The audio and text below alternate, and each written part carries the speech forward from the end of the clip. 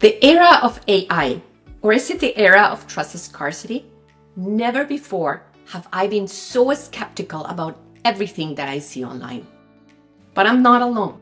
According to Accenture's Life Trends report from 2025, 60% of the people are questioning everything they see online.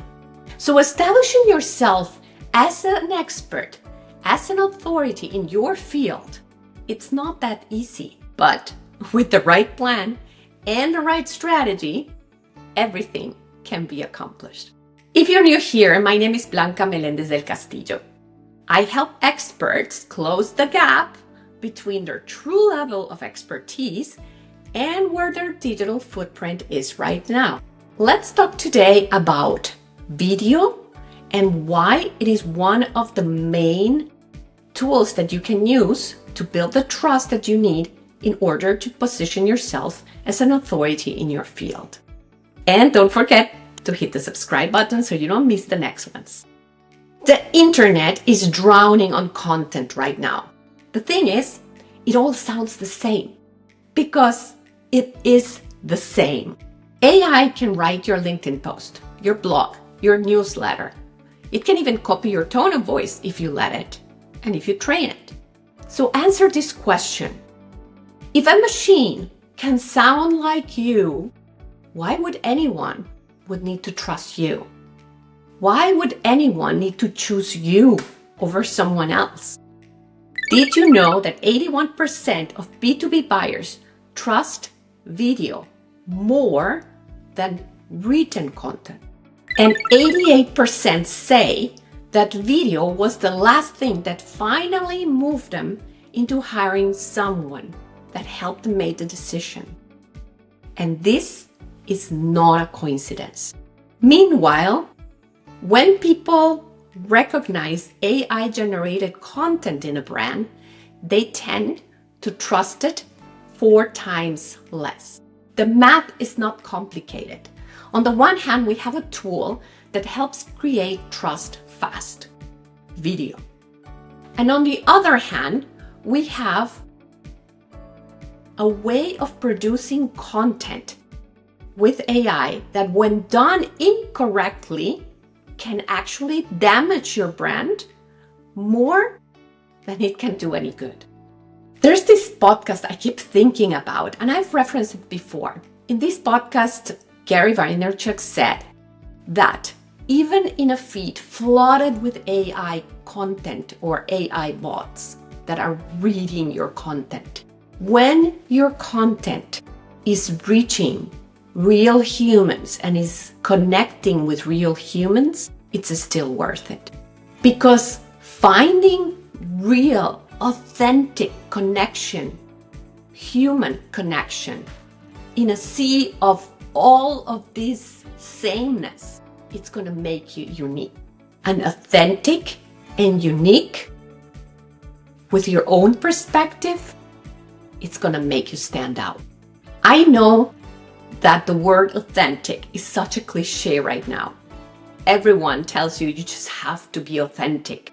But I tell you one thing, when I started my business in 2011, authenticity was one of my main values, even before the word became so popular. But what I tell you is, it's not just about being authentic. It's about knowing how to show up well on video and on camera. Those are 2 different skills. I know people that can be very authentic and very natural when they talk to me directly, and as soon as you put a camera in front of them, they freeze. Their eyes are like these deer in the headlights, and they cannot bring a full sentence across.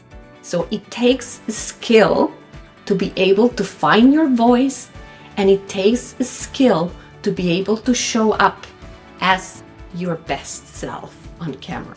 I want to say one thing. I'm not against using AI to create content. That's not what I'm talking about. I'm not an AI hater, because I think when it's done correctly, it can help you produce better content. However, what I am seeing and what we're seeing with this flooding of the market of AI generated content, that sameness, there is no uniqueness in there. And that is not being generated with a good strategy. Being authentic is also about embracing who you are with your good parts and your strengths, but also your weaknesses or things that you struggle or you have struggled with in the past.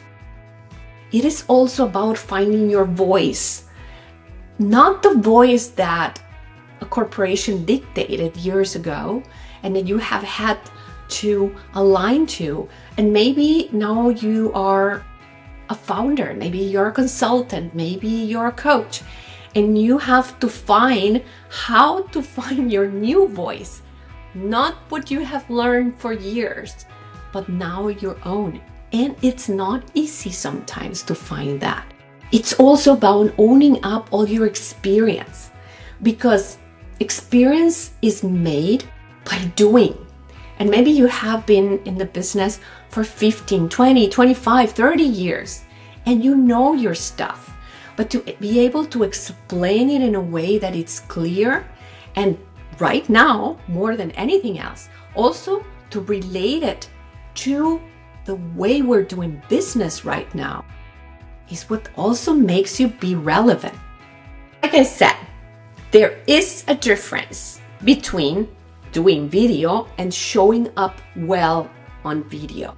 I have never met anyone who hasn't done videos before, turn on the camera, and right off the bat, we're completely comfortable with the camera. It takes practice. It takes practice to talk to that lens in front of me, imagining that it's you on the other side.